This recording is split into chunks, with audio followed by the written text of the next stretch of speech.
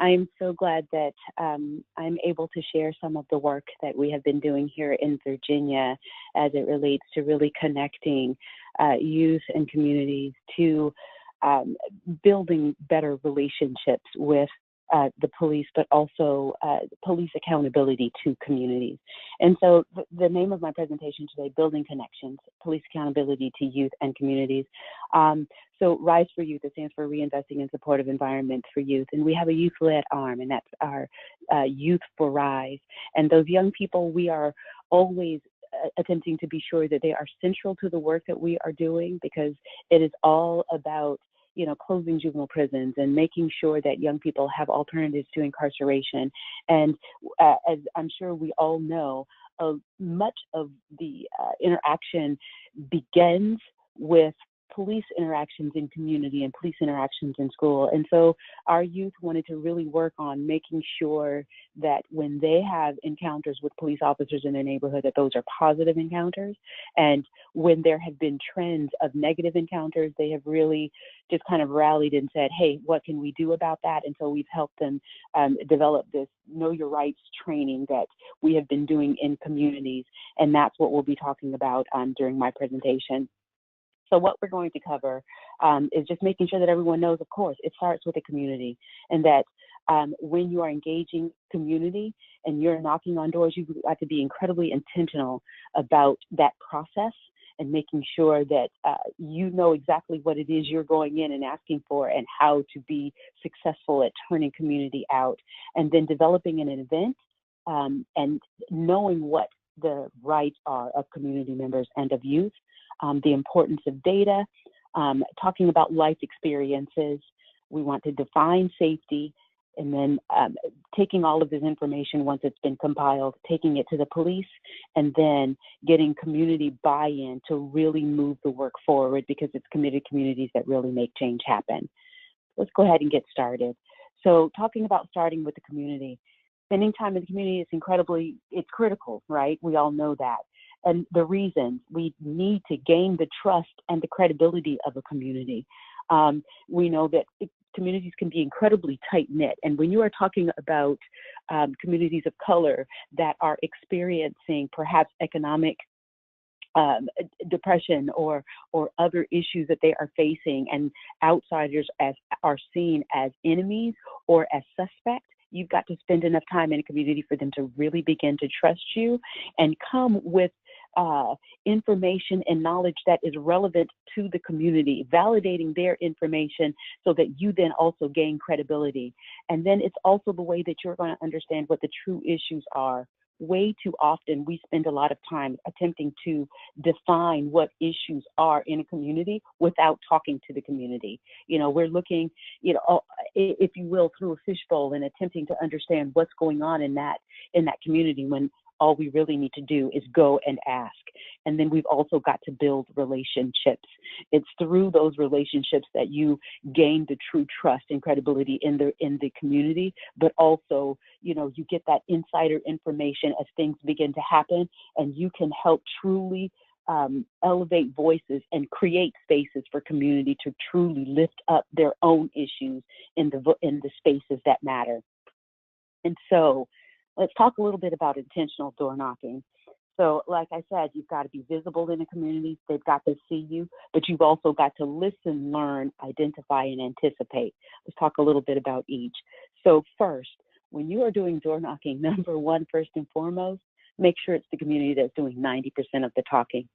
We don't need to go into a community and download a bunch of information so that we can inform and educate them on what their problems are and how best to address them. We need to be going in and listening and making sure that we are really learning from the community what their issues are. And once we have really learned from the community, we also need at the same time be identifying who the leaders are in the community, because every community has its own natural leaders. And if you can connect with them when it's time to really come together in an event and talk through issues, if you are recognizing their leaders and not attempting to come in and be the leader, that again helps to build your trust. It helps to build credibility, and it helps to build relationships. And then when you are door knocking, you also need to anticipate and plan to overcome obstacles. You know, it's so often that you can go to a door and have a great conversation, and you have listened and you have learned so much. And then it comes down to the ask, will you come out to this event that we're going to be holding to really talk about the issues that, you know, I've been able to identify as you have been sharing with me? Can you come out? And you'll get a yes, but then you get to the event and the turnout is low. And so if you at the door, you begin to start asking, and so, you know, looking ahead, what are some things that are naturally occurring that might come up and that might hinder your ability to come to this event? And, you know, folks may say, you know what, you know, my child may get home from school at such and such a time, and so sometimes I might have to stay and do homework. Or, you know, I have some appointments that may happen around that time. If you address that at the door, if you say, you know what, is it possible to get a family member or a friend to help your child with homework at that particular time? Can you perhaps reschedule that appointment? If you take care of the anticipated obstacles while you are knocking at the door and get that firm response of a yes, when that issue perhaps comes up, that person will remember, you know what, I had a conversation and I've already addressed that, and perhaps that doesn't have to stop me, and your turnout may be better. And, you know, that was something interesting that I learned firsthand, you know, planning an event and then getting incredibly low turnout and then going back through the community because we had enough time to just kind of go and talk to folks and listening to all of the everyday occurrences that became the obstacles and then talking through how to overcome them. Had I done that on the front end, I wouldn't have encountered having to do it then the day of the event. And so be visible, listen, learn what the issues are, know who the community leaders are, and help your attendees anticipate any obstacles and overcome them all on the front end. And so now it's time now to really get the meat of this event. When you go and door knock, you can already have a date in mind. You can already have a location perhaps in mind, but you can't have the substance until you have learned from the community, right? And so what did you learn? What did you learn when you were out knocking and talking to folks? And so what are the common issues that folks are encountering with police engagement in that particular community? And who are the community leaders? Because you need to bring those folks into the room so that while you are planning this event, it is through the lens of the community. While you may bring your organizing expertise, you allow the community leaders to be the community and program development experts in the room. They're going to know what's going to keep their own community engaged. They're going to know how best to address the issues in a way that it will be received by the folks in the room. So you've got to partner with the community leaders to develop this program. And so that is going to really create a space where folks are going to feel like, you know what, you aren't here to be transactional with me. You're not just going to overlay what you know on me and expect me to buy in. You are really here to listen and to understand what's going on and then help us formulate solutions and a way to move forward. And recognize that a good program, while it absolutely gives to the community, it has also got to ask the community to give back. And so while you're creating this space for this conversation and creating this space and lending what you have to help really make something concrete for the community, you're going to have to ask community then to take action. And so you make sure that you have built both of those components into the program once you get it developed. And so let's talk about the right to remain silent. So knowing the law. So while the community may understand what their interactions are, and they may even have some ideas about what the law says about what is my right or what are my rights when I'm interacting with the police, that is where we ought to be able to shine, right? Many of us are attorneys or we are working for legal organizations. And so you have at your disposal the attorneys that are going to be able to really lay out concretely what the law says with relation to the issues that the community has raised. And so you want to develop Know Your Rights documents that clearly but briefly state the individual rights as they are related to the most common issues that the community has identified. And make sure it's briefly stated and it's clearly stated, and it is in language that the community can understand. No one wants to read legalese, even we don't want to read it. And so make sure that whatever you develop is something that is going to be usable to the community when you are handing it out. And make sure that while we know what our rights are, let's be very clear. We are living in a time when law enforcement has been doing a bit of interactions haven't always gone positively. And so we want to make sure that we keep community members safe. We don't want to empower folks to think that they can be confrontational with police officers. We want to make sure that understanding your rights and remaining safe are going in tandem. They are really holding hands together in every piece of information that we share with communities. And so let's talk about the importance of data. So when we bring data to this program, whatever this event is, and for us, I'm just going to go ahead and reference the Know Your Rights event because that's what we did. And so you want to research the data related to the most common issues that were identified by the community. And the reason that's the reason why you want to bring that data in particular is because it validates the community's concerns. And whether it is that you are finding data that support what the community has said, that would be amazing because that's going to be incredibly validating, right? But even if the data doesn't show that the issues are as prevalent as the community feels they have been for them, that is still something that really needs to be lifted up so that the community can gain perspective on what the trends really are in the data. But it also, while you are validating the community's concerns, it's building trust so that you are able to share other significant data that is, so when you go into a community, if they're saying, you know what, they are arresting a disproportionate number of our young people. Let's say that the data does support that, but let's say that they are also arresting young people from a particular school or from a particular section of the neighborhood. If you're able to uplift that, that helps the community have a deeper understanding. And so, it just really is important to bring data, but data that is relevant to that particular community, because sometimes we want to bring information that is from just across the state or across the spectrum, across the nation. Let's target and hone in what's important to this community. What have they said they wanted to know? What have they said their issues are? And make sure that everything we share is somehow directly related and connected, and giving and empowering community to, again, be able to make change. So, life experiences.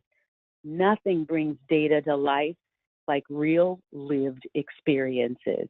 And so in the time that you are spending knocking on doors and talking to folks, spend time also asking, when you hear particularly poignant stories, ask those community members, hey, would it be all right to share a piece of that story with a larger group? Would you be willing to share?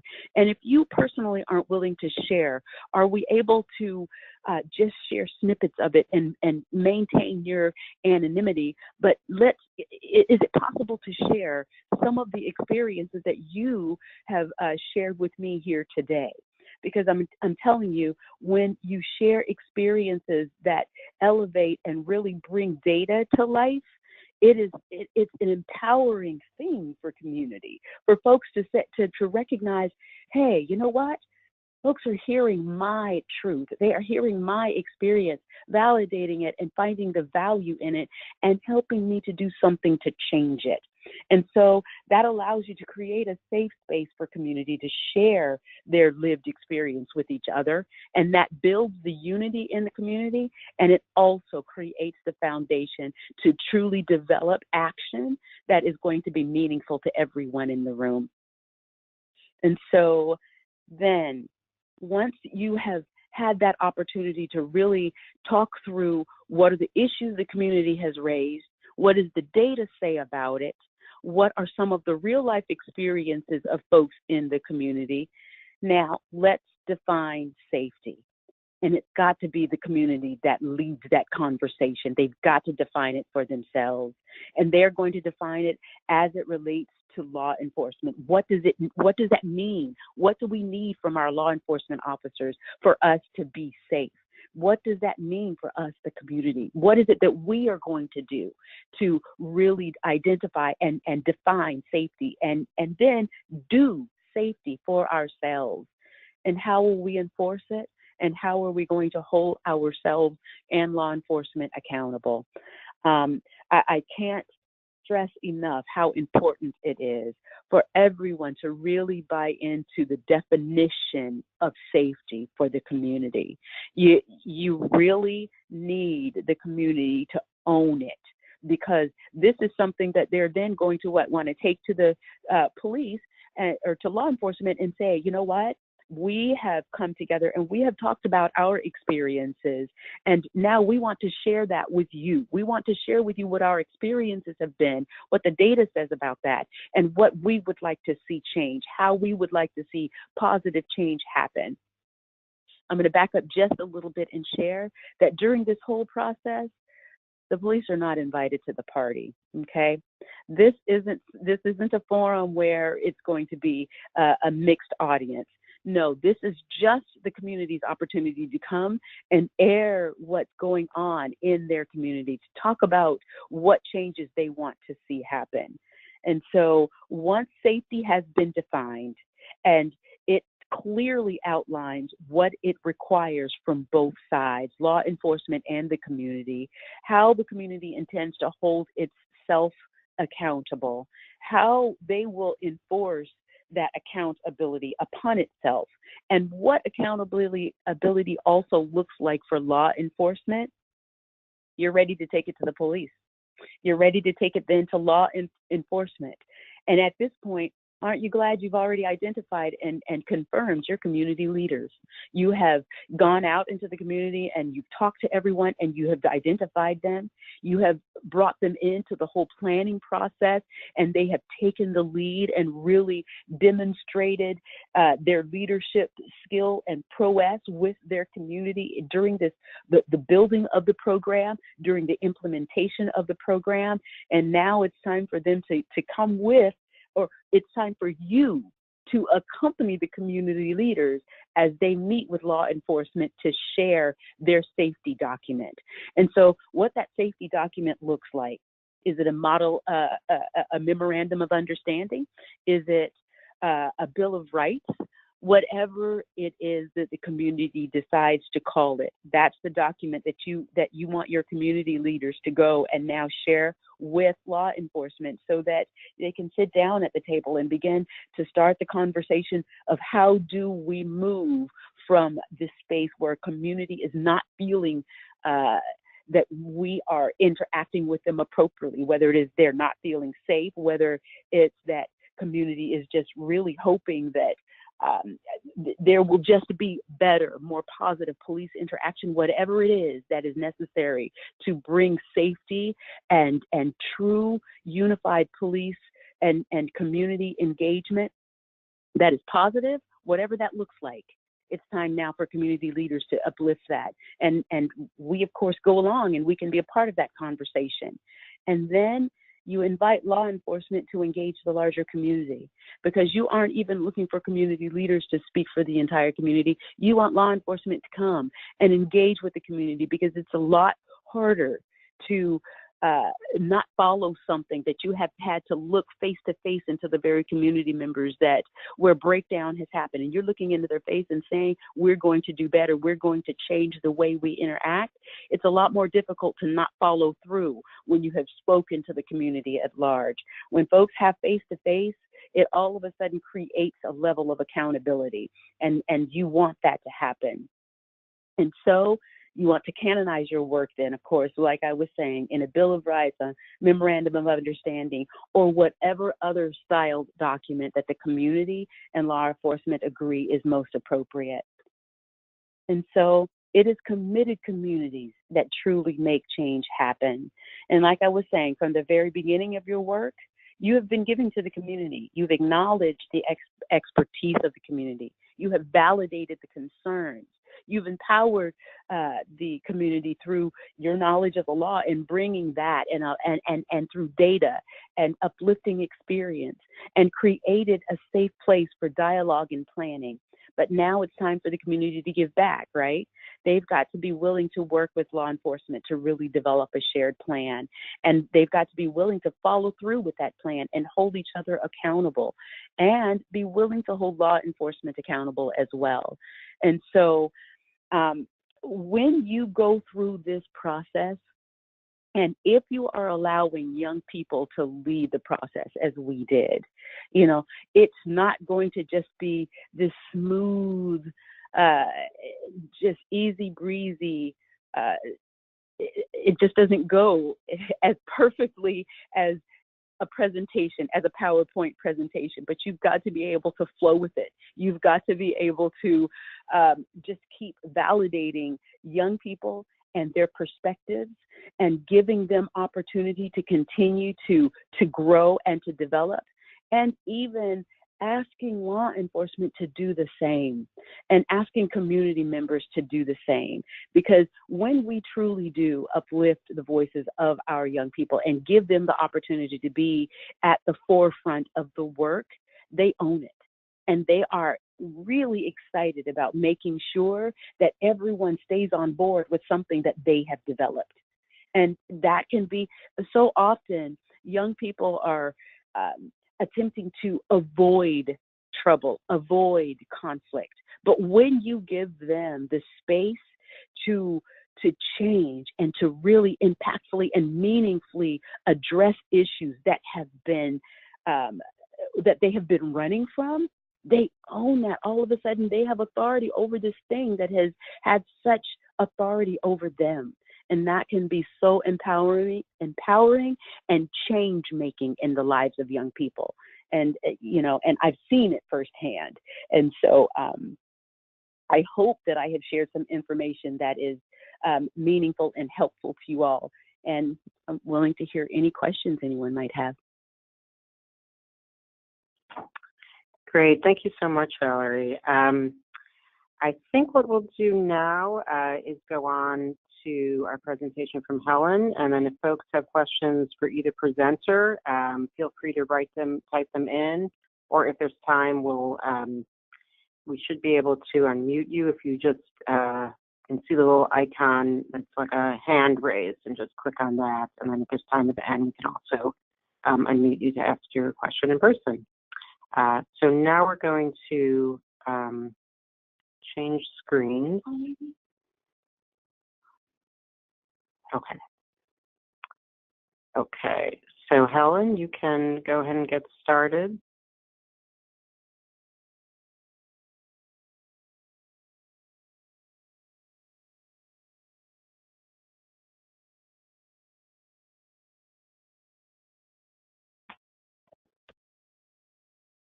Okay, Helen, I just want to make sure that... Yes, I'm here. Good okay. afternoon.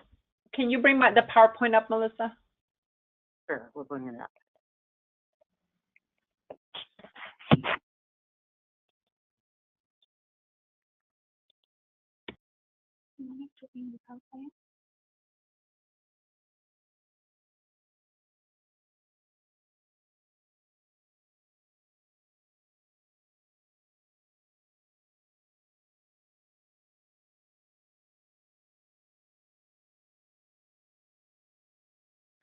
Okay, it's up now, Helen. Perfect, thank you.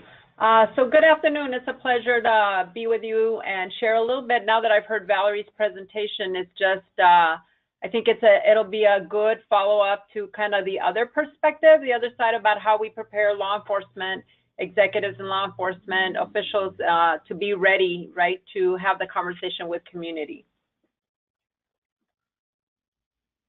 So I'm going to change that. Okay. So what I'm going to do today is, so today I'd like to introduce a model training program out of the hold on, let me go back. Called the Institute for Police and Youth Engagement. And what I'd like to do is probably go a little bit more into the specifics of what it is, explore some opportunities to further law enforcement engagement with advocacy, following up on what Valerie talked about, and then also talk about some future initiatives with IACP and advancing police and youth engagement.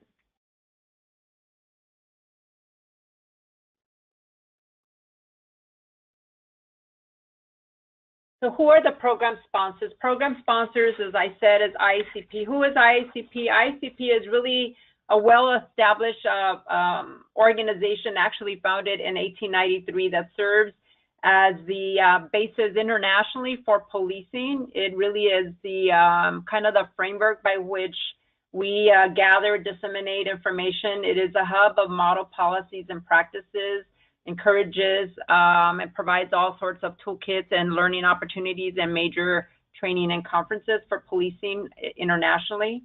The Office of Juvenile Justice and Delinquency Prevention is a national organization, the federal government, that also provides national leadership, coordination, and resources to prevent and respond to juvenile delinquency. Out of this initiative for the Institute, OJDDP is the primary sponsor in the furthering the work that we have.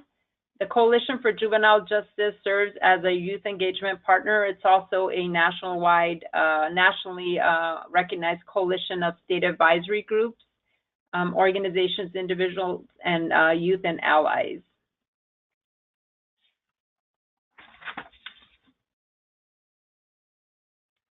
So how did we get here? What is the Institute? In 2014, IACP, in support with the MacArthur Foundation, developed the National Law Enforcement Leadership Institute on Juvenile Justice. The Institute is a highly interactive, it's a 3-day program for law enforcement executives selected from across the country. It offers these executives tools to improve their agency response to children exposed to violence, and many other topics. I'll actually go into the specifics of the learning criteria. We do presentations, small group discussions, videos, interactive exercises, lots of conversation and presentations.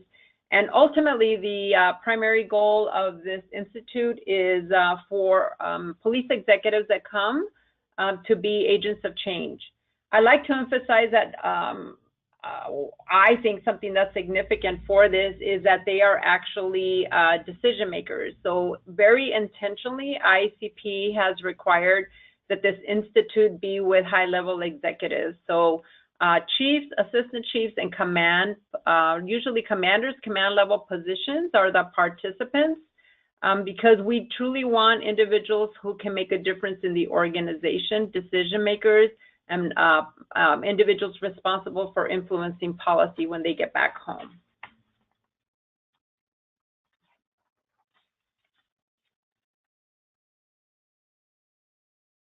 A little bit about who gets to come. So the police applicants, actually a very competitive program.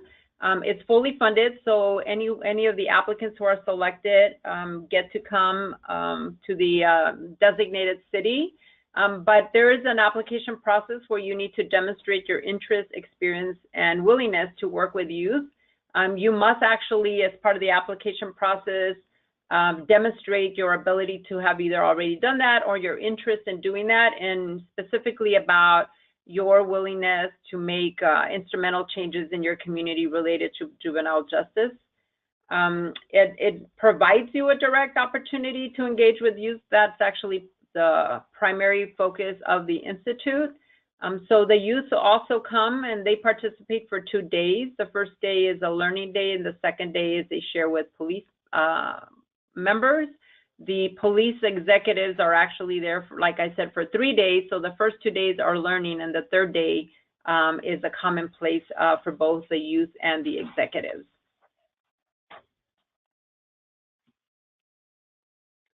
So I wanted to talk a little bit about what it requires to be a youth member. So I said for the executives, highly competitive process, command level position from across the country, coming for 3 days, gathering for 3 days, fully paid opportunity. Well, for the young people, actually that's administered out of CJJ, and they lead the selection and nominating process for the youth. And so it's the same criteria. So they also have a very highly competitive process. And so I've included some of the dimensions just so that you can see kind of what the youth are committing to. So they also have to complete an application. There's a summary of work, including letters of recommendations. And this is also a broad call for young people from across the country. We have tried, depending on where the institute is held, we've had between 5 or sometimes a little bit more of local youth. So there's also a space for the local youth to come, as well as participation from across the country. So what does the application include? Again, a little bit just more specifics about what the young people are committing to and what they're asked to explore. We want to know if they've had any involvement with law enforcement. Could be positive, could be negative. We want to know if they have any interest or have had experience in police and youth engagement or any other activities around juvenile justice. We want to know their interest in what they feel about police and youth relations. And we also ask them about kind of where they sit with experience on public speaking and whether that's a goal that they want to learn and get better at as part of the institute.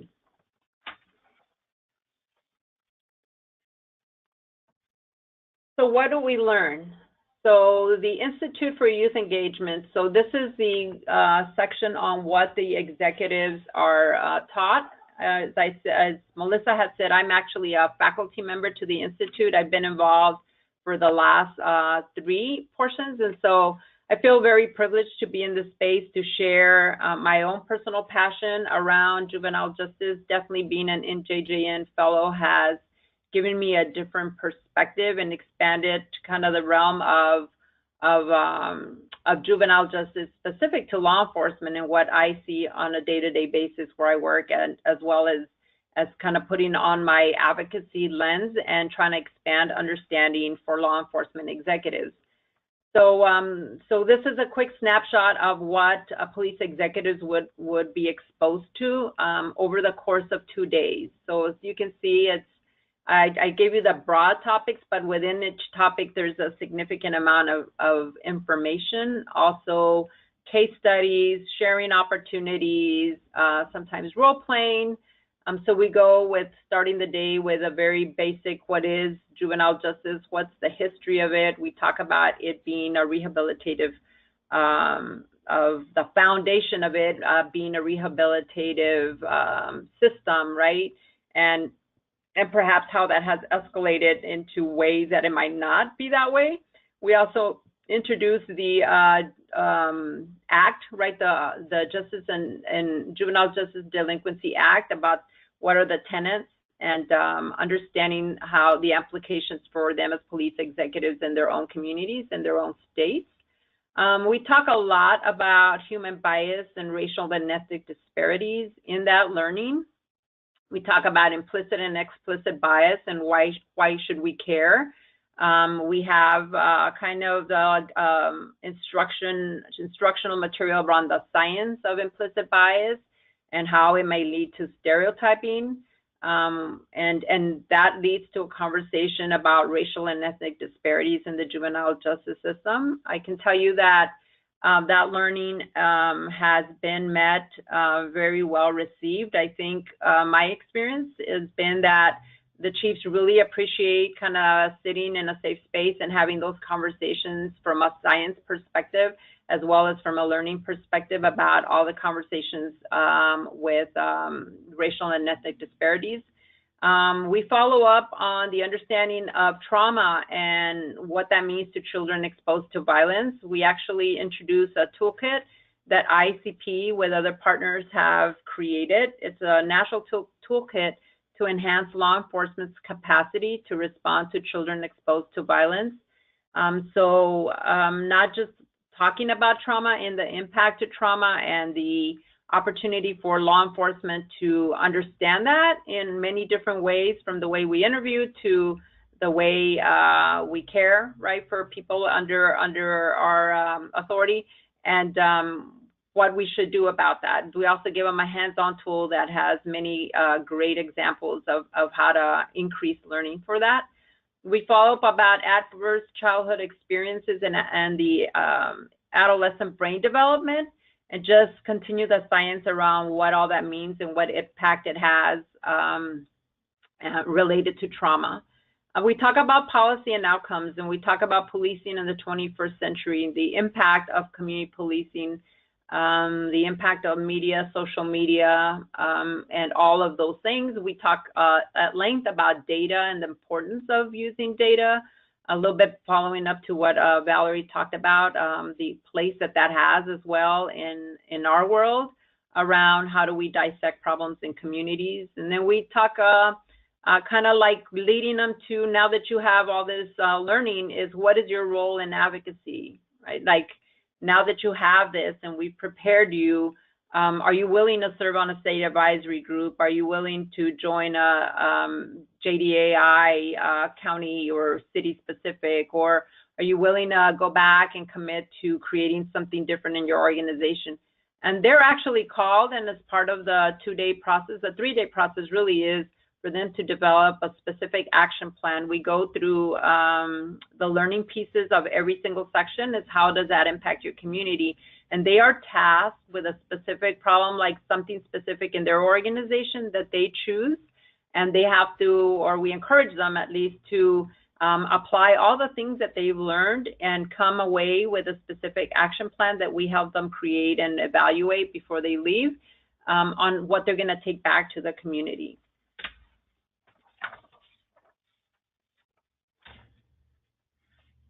So for the youth, really what they've done the first day that they're there is they're really prepared to have the conversation with law enforcement, right? So that's the first time that they would have come from across the country. They meet, they learn about each other. Our CJJ really leads them through the day of how do you resolve conflict? What are meaningful ways to resolve conflict? How do you have a difficult conversation? In what ways can you learn or can you prepare to meet a police chief or police executive with the concerns and issues that you have in a meaningful way, so that it can become engagement and maybe lead to possible solutions? And then the other portion of their training is just terminology, and we also talk about the act and just juvenile justice 101, so that we're kind of speaking the same language.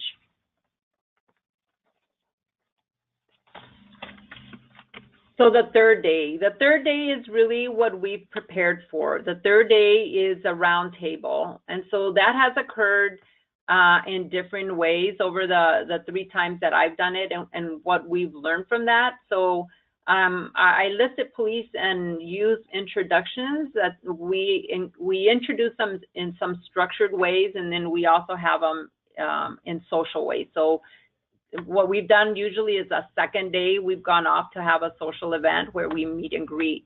Our attempt has been to mildly get both groups to learn a little bit about each other for the third day, which is the roundtable. I can tell you that what we've learned from that is that that's significantly important, and our feedback has been about how to do that and continue to do that in a meaningful way, so that young people feel empowered enough to have a voice.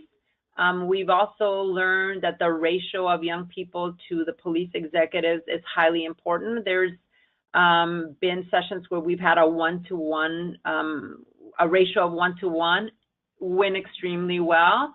The following time, we were not able to get as many young people, so they were clearly outpaced. We had many more police executives than we had youth, and I would say that That didn't go as well. And then the third gathering, the most recent one, we try to mirror that, but also structure it in a way that gave the young people a greater confidence that their voice would be heard, that it be in a safe environment. So we actually broke up the group into two different rooms, two facilitated conversations. And so we continue to learn and gain feedback over what works and what's the most meaningful.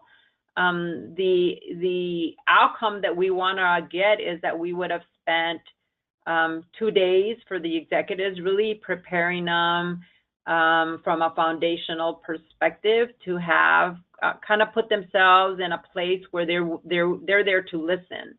I can tell you from the experience of the law enforcement executives, their greatest value when they leave the Institute is that they've had an opportunity to sit in a safe space and really, really listen to the young people. That is what we try to create. That is the best outcome that we would want for the young people. I would say it's the almost the exact same thing, is that they feel relieved but also privileged to kind of finally be heard, and be heard in a formal way and in a safe space, right? They're talking groups of like 30 chiefs from across the country, and most of them are not from the same city, right? They're all coming from a diverse, sometimes inner cities, sometimes large cities, sometimes rural communities. We've had college chiefs, and so everybody has a different place. But I would say that the greatest outcome has been the value of that conversation the third day, when people really take off, the chiefs take off kind of their badge, their title, they're on a first name basis with a young person, and the young people just see them for men and women doing their job. And I would say that the greatest learning there is putting themselves in the place of someone else, like the role modeling and all the things we would have led them through. I would say is the most meaningful experience from the entire institute. So how kind of like the numbers, right? So that's a quick snapshot of what we've done. In 2014 and 15, we trained over 60 law enforcement leaders. Then in 2016, in April, between the partnership of IACP, CJJ, and OJJDP, we kind of established a roundtable. I actually participated in that. There were 10 chiefs and 10 young people from across the country. We went to Washington, D.C. That's the one that was extremely valuable. It was a very small group and a 1-to-1 ratio, and had the roundtable discussion. And then from there, learned maybe what worked and what didn't, so that the Institute could regroup and move forward. And so in 2016, that's exactly what happened, and it was retitled to the Institute for Police and Youth Engagement. So post that same year, later on in November, we went to Louisville, Kentucky, and had 30 law enforcement leaders. And that's when I became an instructor under that one. And then we followed up the following year in 29 executives and young people in North Carolina, Charlotte, North Carolina. And then in 2018, we seek to have another one. And so that's, we're currently exploring what community might be able to host that. And like I said, at all of these, we've had young people from across the country in differing degrees. Like I said, some went a 1-to-1 ratio, some in larger scale, and in other communities, a smaller one.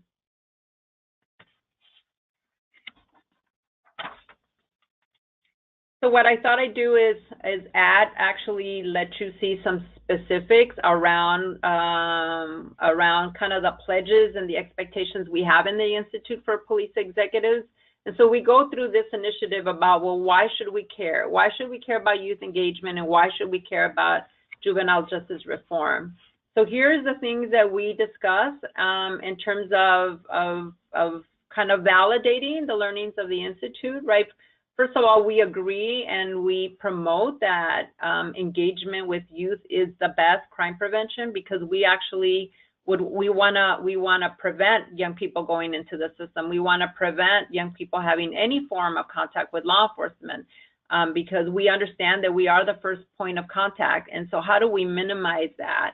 Well, if we can do that, we really are advancing public safety. And so we have that as the premise of our and foundation of what we do. We follow up on building community trust, and that really goes back to kind of what Valerie was talking about in the first part, is how do we engage stakeholders and how do we form good collaborations.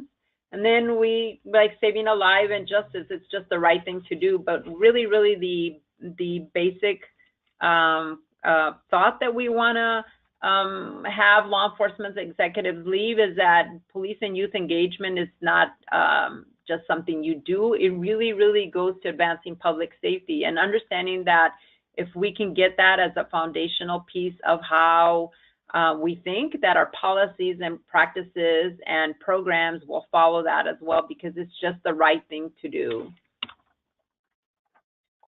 And so, hey, Helen. Hey, sorry to break in. I'm just noticing we have about 10 minutes left. So maybe you could just go through one more slide or so, and then I'd like to get to a few questions, but I'll let folks know that we will be providing them with the PowerPoint. Is that right? Okay. So actually the following slide is very, it's just a snapshot of what I just talked about. I just wanted everybody to see the specific things, and I've already spoken to that. The following two slides actually are kind of what we want the law enforcement executives to leave with. If you go follow through the other two.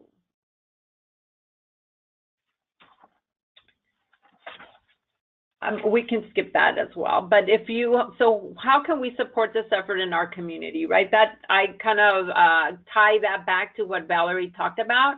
Really, it's our opportunity on how to engage and further engagement. So I listed some preliminary things that could occur. I would think that the last two are very significant for law enforcement, is that as we talk about having alternatives to detention, pre-diversion programs and or diversion programs, there are often limited opportunities for law enforcement to create those meaningful alternatives, because there aren't many organizations capable and ready to fully engage in that kind of programming. So I listed those as for something in the advocacy world for us to think about how we can transform our organizations to be true viable alternatives, and invite law enforcement to participate in that way. And then the last slide is really continuing to talk about the IACP and the efforts that they have to continue to improve policies and model policies and practices for law enforcement. Currently, we are updating the policy in the conceptual paper that dictates to policing, really, I said internationally, around what is a best practice for law enforcement. And that should be up and out within the next year. And then we also have a Juvenile Justice and Protection Committee that I serve on. And really what I've listed there is the understanding is that committee is working really under the same tenets that I just talked about in the Institute. So those are all great initiatives out of IACP and really in policing that I wanted to share. Thank you. Great, thank you so much, Helen. I appreciate it. And now we're just going to get to a few of the questions. Let's see. Okay, there's a question from Anna Wong. Are any of the agency's specific action plans that were developed as a result of the Institute available to the public, or are the partners willing to share any of them? Share their plans. So the police executives take them back. They're really meant for themselves, right? So I've not even seen them, because we just help them prepare them based on their learning and their community issue, and then they're responsible for taking them back. Okay, and then we have a question from Paul Bellen-Boyer, wanting to know if there's any feedback from the police program participants about what they've done when returning home. Yes, we've had several chiefs who have come back actually and presented in the institutes, or have presented at the national conference over the impact that they've had. Some have had roundtables in their own communities. Some have gone back and built like youth advisory councils. So we have different examples of tangible things that they put in place. Great. Then there's another, I'm not sure if I have this question right, but I think it says, is it helpful that youth are not local to where the police execs are from? I don't know that it's helpful. I think the good mix is great. So we do have like in Charlotte, I think we had up to 5 or 7 young people that were actually local. Since the chiefs are coming from all across the country, I think it's great that they have a different perspective, because you might have a rural chief or somebody from the university, and then you might have a young person from across the country that could either offer a similar experience that they have or a vastly different one. Okay. And then there's another question that's asked, what is the application process and the deadline for the 2018 session? Apparently on the website, it says applications are no longer being accepted. It doesn't say anything about the 2018 program. So the 2018 program hasn't been developed yet because the host city hasn't been identified. So as soon as that's identified, then ICP will post that, and then CJJ conversely will do the same for young people. Great. Yeah, I'm not sure if that's okay. And then I just had a question for Valerie, if you might be able to discuss what are some of the biggest challenges that you've had when the community is at the point where they're talking to police about their issues. So when the community comes together, I would say that one of the larger challenges was really making sure that the adults in this space are willing to listen to the youth in this space. The issues themselves are incredibly similar, but just really wanting to help everyone understand that if we address the issues from the youth's perspective, that is going to trickle up, down, whichever way you want to say it trickles. It's going to encompass the adults as well, because it's often the young folks who are listened to the least. And so if we have police who are conscious and aware of taking into account the needs and perspectives of youth, we are going to have some really in-touch officers, and making sure that we are keeping youth voices centered. That was probably our largest challenge. But once we overcame that, it was a lot easier then for folks to just kind of buy in. Great, thank you. So I think we just have time for one more question. I think this question was directed towards Helen, but I think it's probably something that Valerie could also speak to from her perspective, which is, what is the type of pushback you get from law enforcement partners about racial and ethnic disparities? So I'll go ahead and answer that first. One of the young gentlemen, he was 12 years old, and he shared that he had had so many encounters with law enforcement that he couldn't even count. He couldn't remember. And it was just the basic, you fit the description of someone that we're looking for. There have been a number of car break-ins in the area. And, and he was immune to it almost. He was sharing his story matter-of-factly. And when we shared that in another forum with police officers, they didn't want to believe that that was even possible.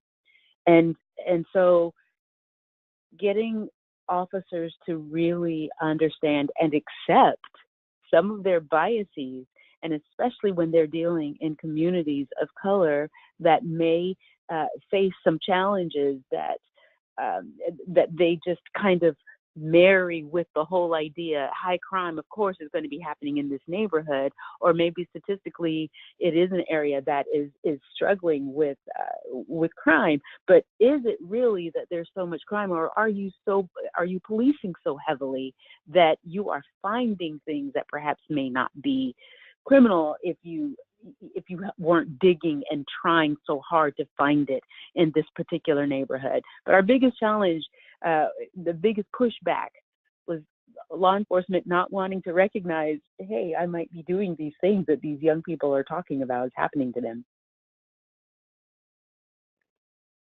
Thanks, Valerie. And Helen, I think we're just about out of time, but real quickly, what would be your take on that? I would say it's almost like exact same thing. So we come at the learning from a science perspective, and really it's all the same things that Valerie just said, but through the eyes of a law enforcement person and their training and all of those things. So it's actually very similar.